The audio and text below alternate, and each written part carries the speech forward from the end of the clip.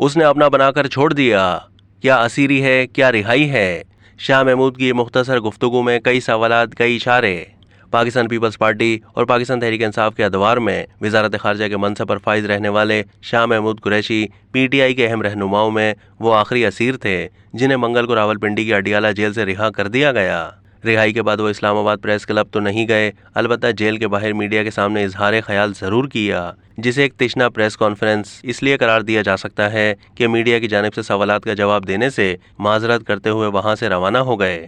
شاہ محمود قریشی کا کہنا تھا کہ وہ عمران خان سے ملاقات کرنے کے بعد میڈیا کے سوالوں کا جواب دیں گے، تاہم ان کی اختصار سے کی جانے والی گفتگو سے جہاں کئی سوالات اٹھتے ہیں وہیں کئی اشارے بھی ملتے ہیں۔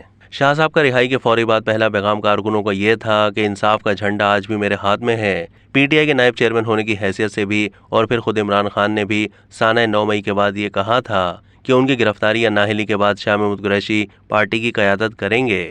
اب ان کی رہائی کے بعد نہیں معلوم عمران خان اپنے کہے پر قائم رہتے ہیں یا نہیں، لیکن شاہ صاحب ان کے کہے پر پکے ہیں۔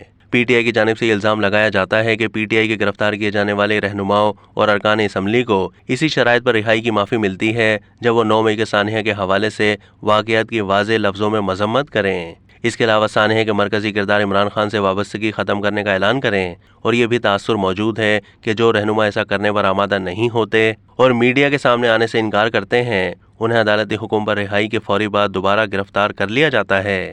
اب تک کے لیے اتنا ہی۔ مزید معلومات کے لیے ڈیلی جنگ کے یوٹیوب چینل کو سبسکرائب کیجیے۔